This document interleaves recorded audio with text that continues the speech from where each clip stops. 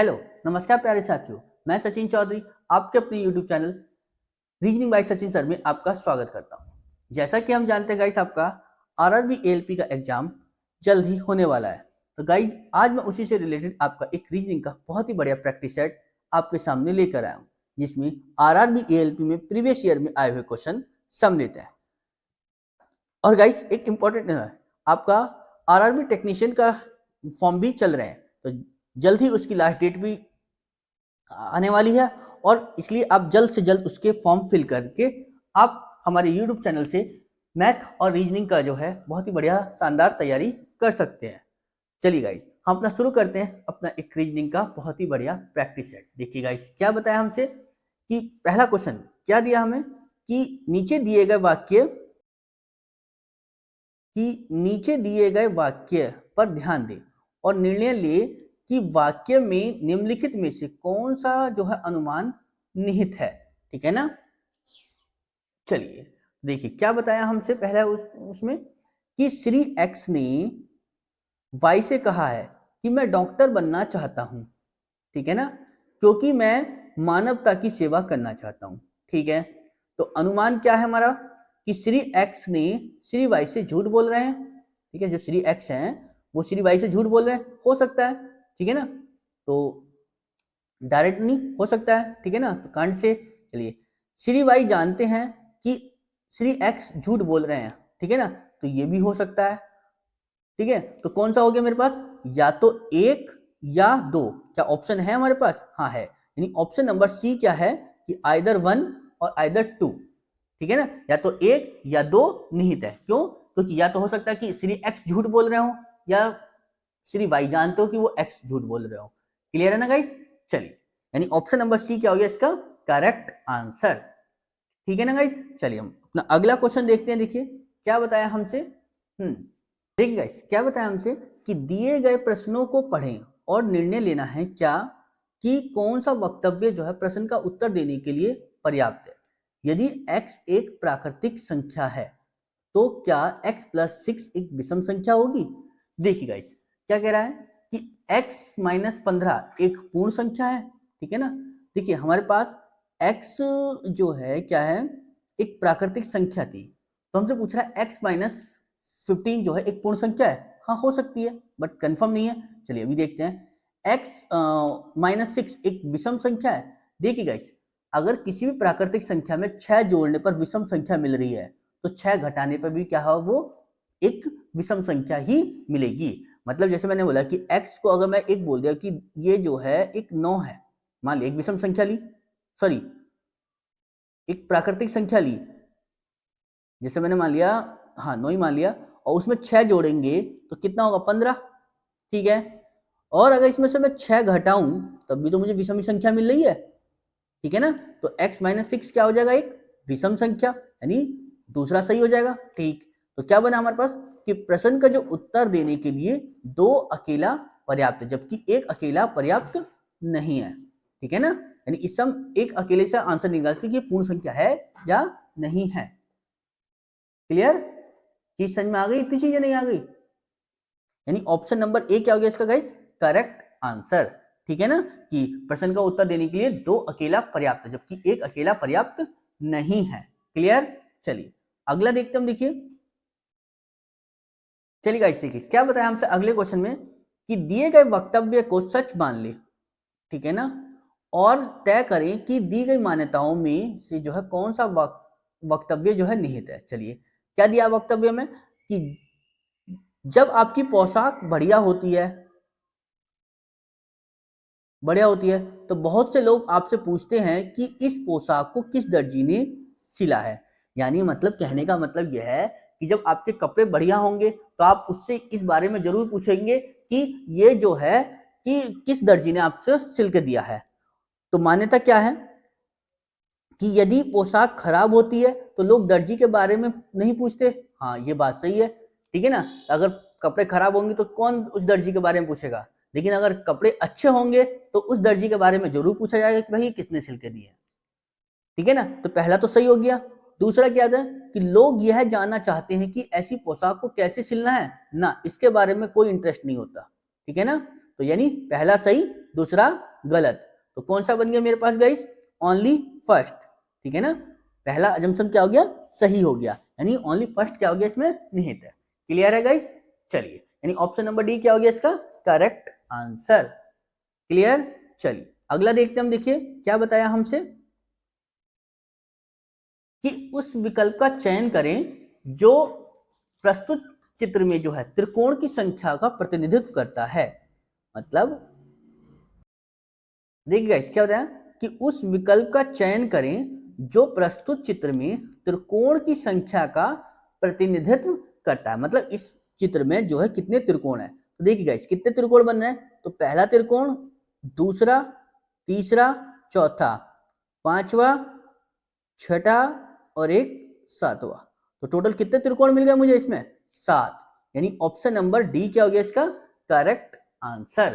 Clear है ना guys, चीज समझ में आया नहीं आया। चलिए अगला क्वेश्चन देखते, देखिए क्या बताया हमसे कि निम्नलिखित श्रृंखला में प्रश्न चिन्ह द्वारा जो है दिखाए गए अनुसार एक पद अनुपस्थित है और दिए गए विकल्पों में से उस अनुपस्थित पद का चयन करना। मतलब हमसे पूछा है कि इससे ये लिखा गया, इससे ये, इससे ये, तो हमसे ये पूछा है कि यहाँ पर क्या आएगा, ठीक है ना।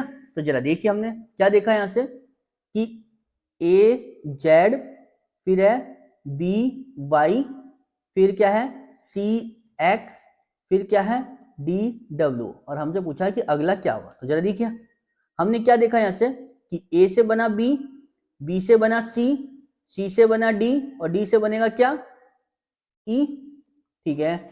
और हमने एक चीज और देखी, यहां पर क्या है, ए का अपोजिट क्या है जेड, बी का अपोजिट क्या है वाई, सी का अपोजिट क्या है एक्स, डी का अपोजिट क्या है डब्ल्यू, तो ई का अपोजिट क्या होता है गाइस वी, तो क्या आ जाएगा यहां पर ई वी, यानी ऑप्शन नंबर ए क्या हो जाएगा इसका करेक्ट आंसर।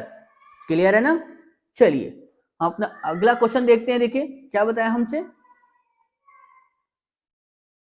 देखिए गाइस क्या बताया हमसे कि जो एक्स की जो मां है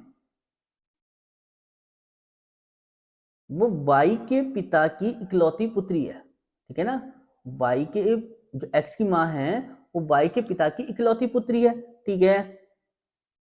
तो वाई के पिता की इकलौती पुत्री, तो वाई के पिता ये होंगे और वाई के पिता की इकलौती पुत्री है, ठीक है। चलिए तो यानी ये वाई भी हो सकती है, ठीक। तो इकलौती उनसे पूछा कि वाई के पति, तो वाई के पति का मतलब यानी ये कौन हुई फिर ये, यानी ये हो जाएगी वाई, यानी ये क्या हो जाएगा वाई, समझ में आई। जो एक्स की मां थी वो क्या हो जाएगी फिर वाई हो जाएगी, ठीक है ना। एक्स की जो मां है वो वाई के पिता की क्या है, तो वाई के पिता की इकलौती पुत्री है। चलिए जी, तो वाई के पिता की इकलौती पुत्री हो गई, ठीक है। तो हमसे पूछा है क्या कि वाई के पति का, वाई के पति का बनाओ, वाई के पति ये हो गई, वाई के पति का जो है वो एक्स के पिता, वाई के पति का जो है वो एक्स के पिता, एक्स के पिता, एक्स के क्या होंगे, तो एक्स से क्या लगेंगे वो गाइस पिता लगेंगे, वाई के जो पति होंगे वो एक्स से क्या लगेंगे फिर पिता, यानी ऑप्शन नंबर डी क्या हो जाएगा इसका करेक्ट आंसर। क्लियर है ना, चलिए हम अपना अगला क्वेश्चन देखते हैं, देखिए क्या बताया हमसे कि 1990 दिया है कि दिए गए संबंधित संख्याओं के जोड़े के आधार पर अनुपस्थित संख्या चुननी है, कि इससे तो ये बन रहा है, तो हमसे पूछा है कि इससे ये बनी होगी, तो हमसे पूछा है कि यहाँ पर क्या संख्या होगी, ठीक है ना। तो जरा देखिए 1990 से क्या लिखा गया है 1394, तो जरा देखिए तो ये इससे कैसे लिख सकते हैं हम, तो माइनस करके ही तो लिखा है। जरा देखिए कितना माइनस हो रहा है, 10 में से 4 गए 6, कितना रह गया 8, 8 में से 9 जाएगा नहीं, तो 18, 18 में से 9 गए गाइस 9, यहाँ क्या रह गया 8, 18 में से 13 गए कितने बचे 5, यानी 596 तो घटाए, ठीक है। तो हमसे क्या पूछा था कि ये 2017 है, ये 2017 जो है वो 596 घटाने के बाद ही तो आया होगा, तो बस इसे जोड़ लें यहाँ से, तो जोड़ेंगे तो 7 और 6 13 का 3 हासिल 1, 1 और 9 10 और 1 11 का 1 हासिल 1, और जी 0 और 5 5 और 1 6 और ये हो गया 2, तो कितना आ जाएगा ये 2613, यानी ऑप्शन नंबर कौन सा बन गया गाइस, बी इसका क्या हो गया करेक्ट आंसर। ठीक है ना। चलिए हम अपना अगला क्वेश्चन देखते हैं। देखिए क्या बताया हमसे कि, देखिए क्या बताया हमसे गाइस कि तुमुकर जो है, तुमकुर जो से मंगलूर तक एक टिकट की उपलब्धता की जांच करें। ठीक है ना, मतलब एक वाक्य दिया हमें क्या कि आप एक स्थान से दूसरे स्थान के एक टिकट की जांच करनी है। तो क्या बताया, अनुमान क्या था कि जांचकर्ता को जो है परिवहन के माध्यम से जानकारी प्राप्त है। जांचकर्ता जो है, जांचकर्ता को परिवहन के माध्यम की जानकारी प्राप्त है, जानकारी प्राप्त तभी तो जांच करने के लिए उसे बोला गया था। ठीक है। दूसरा क्या है, जांचकर्ता यात्रा कर रहे व्यक्ति से भलीभांति परिचित है, इसके बारे में नहीं कह सकते, लेकिन पहला वाला सही है। तो अनुमान कौन सा सही है, पहला, यानी ऑप्शन नंबर ए क्या होगा इसका करेक्ट आंसर। क्लियर है ना गाइस। चलिए हम अपना अगला क्वेश्चन देखते हैं। क्या बताया देखिए हमसे कि नीचे दिए गए अक्षरों के क्रम से लापता अक्षर का चयन करना है। यानी मतलब के से एम लिखा, एम से पी लिखा, पी से टी लिखा, तो टी से हम क्या लिखेंगे ये हमसे पूछा गया है। तो जरा देखिए गाइस क्या बना, K M P T question mark. तो जरा देखिए के से एम आए तो कितना जोड़ दिया हमने +2, एम से जब पी गए तो कितना जुड़ गया +3, पी से जब टी आए तो कितना जुड़ गया +4।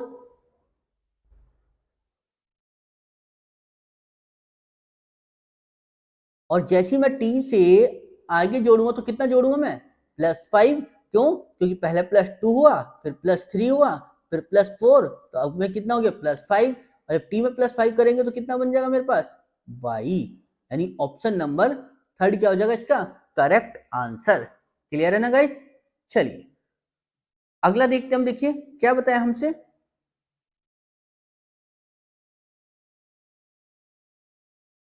देखिए गाइस क्या बताया हमसे कि उस विकल्प का चयन करना है हमें जो प्रस्तुत चित्र में जो है वर्गों की संख्या का प्रतिनिधित्व करता है।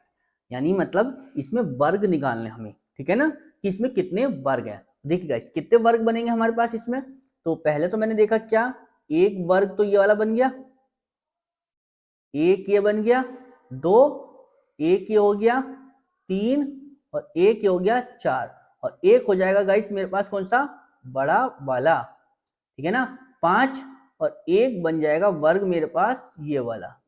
तो टोटल कितने हो गए गाइस मेरे पास छह। क्या कोई और वर्ग बन पा रहा है, नहीं, तो कितने बन गए टोटल छह, यानी ऑप्शन नंबर बी क्या हो गया इसका करेक्ट आंसर। क्लियर है ना।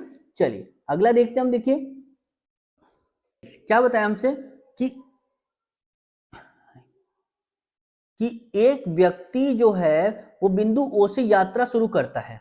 ठीक है ना, चलिए ये बिंदु ओ है, चलिए यहां से यात्रा शुरू कर, और बिंदु ए तक पहुंचने के लिए वो पूर्व दिशा की ओर 20 किलोमीटर जाता है। ठीक है ना, बिंदु ओ से चला और बिंदु ए की ओर चला है, और कितने किलोमीटर जा रहा है 20 किलोमीटर।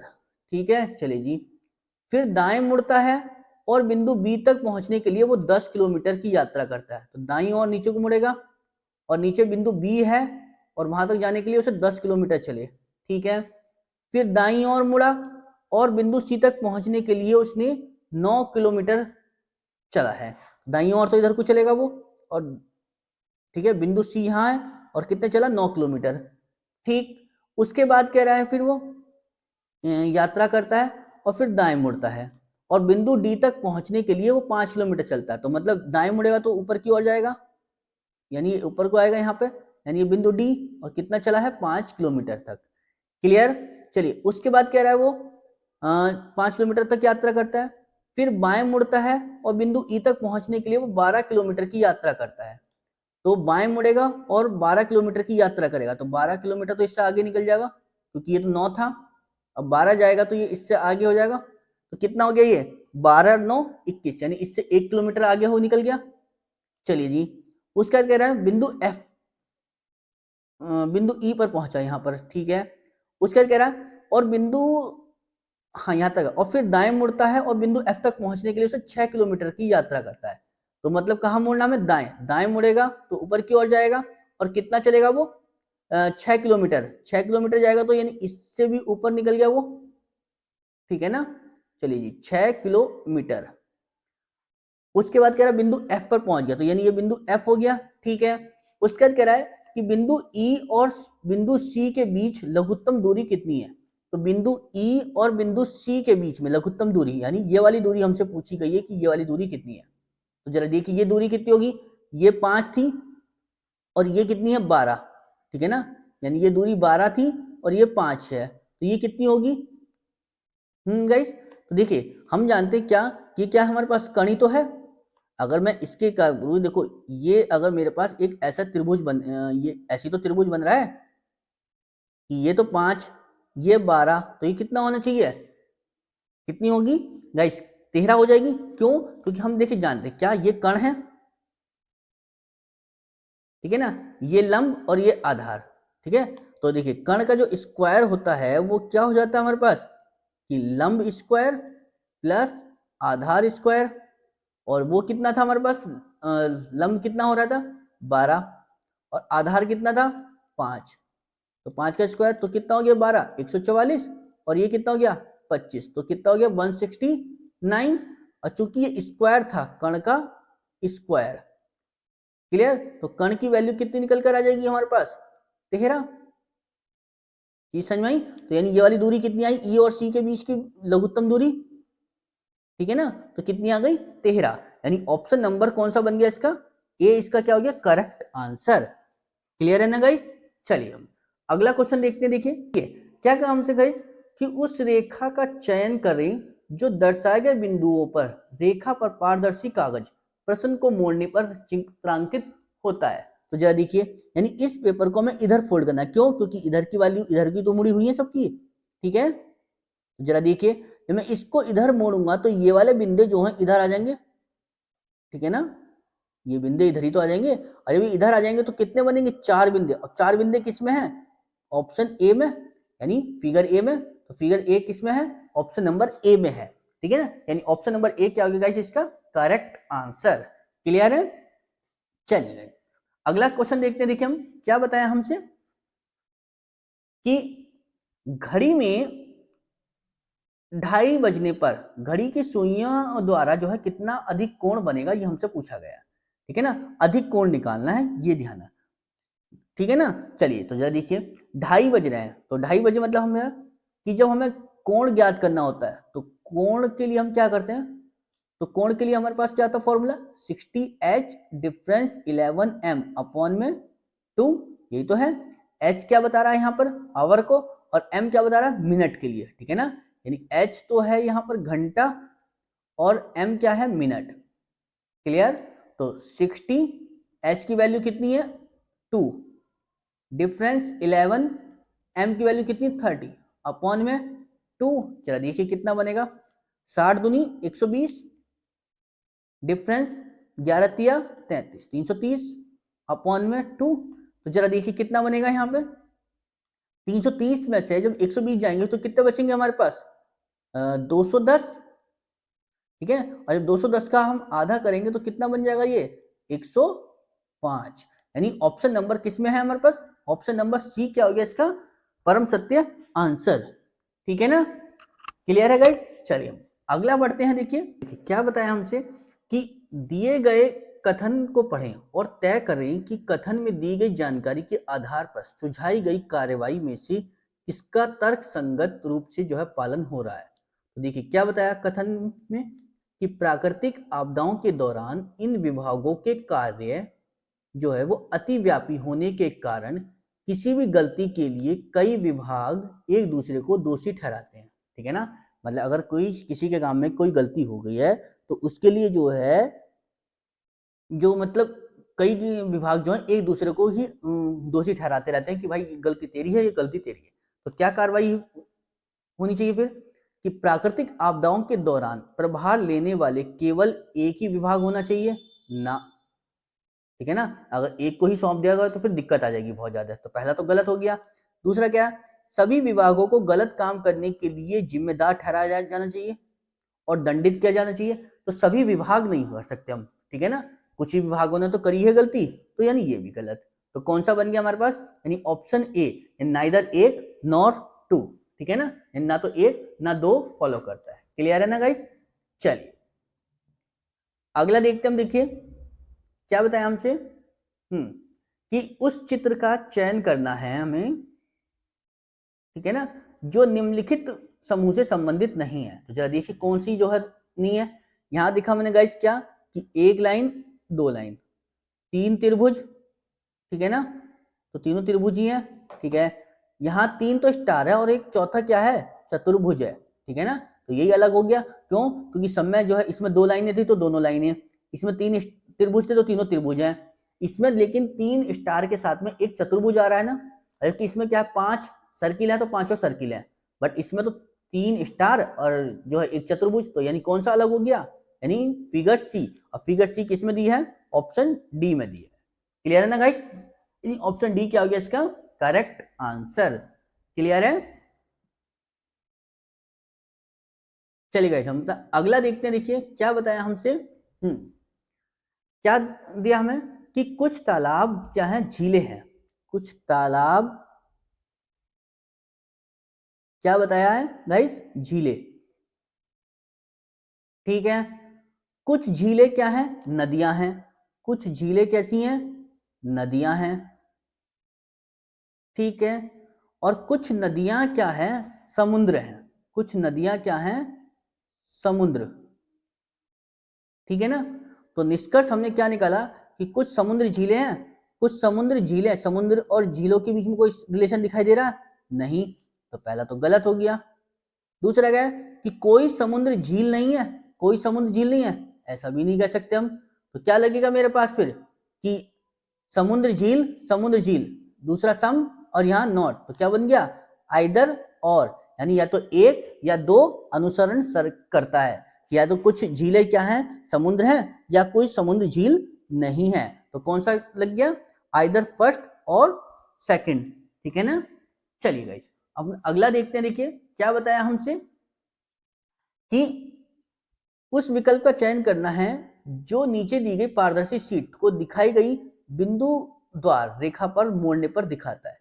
मतलब यानी ये फिगर है और इसको मोड़ना है, मोड़ना भी कैसे है, क्योंकि इसको इधर की साइड मोड़ा है, ठीक है ना, यानी इसको आपको इधर की साइड मोड़ो, जरा मोड़ोगे तो क्या बनेगा, ये जो लाइन ऐसे जा रही है ये कैसे आ जाएगी, ऐसे आ जाएगी। जरा देखो ऐसे लाइन किस में है, इसमें तो एक ही लाइन खत्म, इसमें दो है हो जाएगा, इसमें एक है खत्म, इसमें तो एक भी नहीं खत्म, तो बचा कौन सा, फिगर बी। और फिगर बी किसमें दी है, ऑप्शन डी में दी है गाइस। क्लियर है ना, यानी ऑप्शन नंबर डी क्या हो गया इसका करेक्ट आंसर। क्लियर। चलिए अगला देखते हम, देखिए क्या बताया हमसे, कि दिए गए चित्र, ठीक है ना, देखिए दिए गए उत्तर चित्र में किस एक को जो है दिए गए समस्या चित्र में सन्निहित किया गया है, यह हमसे पूछा गया है, ठीक है ना। चलिए जी, मतलब हमसे ये पूछा है कि जो एक जो चित्र दिया गया है इसमें ये कौन सी फिगर जो है इस जो दिए गए समस्या चित्र में सन्निहित है, मतलब इनमें से ऐसी कौन सी फिगर जो इसमें बनी हुई है। तो जरा देखिए, अगर मैं इस प्लस की बात करूं तो कहीं प्लस दिखाई दे रहा नहीं, खत्म करो। क्या ये त्रिभुज सा बना हुआ कहीं दिखाई दे रहा है मुझे ना, ये भी नहीं। क्या ये बना हुआ दिखाई दे रहा है कहीं मुझे, डबल लाइन सी ना, ये भी नहीं, ठीक है ना। तो कौन सी बन गई, ये वाली लाइन बन गई, ठीक है ना, समझ में आया गाइस, यानी ये वाली लाइन हमारे पास कहां पर ये बन गई, ठीक है ना। तो ये कहां बनाई हमने, ये इधर बन जाएगी या इधर बन जाएगी, ठीक है, यानी ऑप्शन बी, और ऑप्शन बी किसमें है, बी में ही दिया है, ठीक है ना, यानी ऑप्शन बी किस में बना, ऑप्शन नंबर बी में ही बन गया, यानी ऑप्शन बी क्या हो गया इसका करेक्ट आंसर। क्लियर है। चलिए गाइस अगला देखते हम, देखिए क्या बताया गया इसमें, कि उस विकल्प का चयन करना है जो दिए गए चित्र के वर्गों की संख्या को दर्शाता है। वर्ग पूछें कि वर्ग कितने हैं, जरा देखिए इसमें कितने वर्ग बन रहे हैं मेरे पास, तो एक तो यही बनेगा पूरा यहां से यहां तक, और एक बन जाएगा ये 2। क्या कुछ और बन रहे हैं इसमें? नहीं। तो टोटल कितने बन गए? 2 ही बन गए वर्ग। ठीक है, यानी ऑप्शन नंबर सेकंड क्या हो गया, ऑप्शन नंबर ए क्या हो गया इसका करेक्ट, क्योंकि 2 वर्ग ही तो है इसमें। क्लियर है। चलिए गाइस अगला देखते हैं हम, देखिए क्या बताया हमसे। चलिए गाइस, थैंक यू गाइस। आपको हमारी वीडियो अच्छी लगी है तो प्लीज लाइक करें, शेयर करें और सब्सक्राइब करें, और ज्यादा से ज्यादा अपने दोस्तों को शेयर करें। Thank you.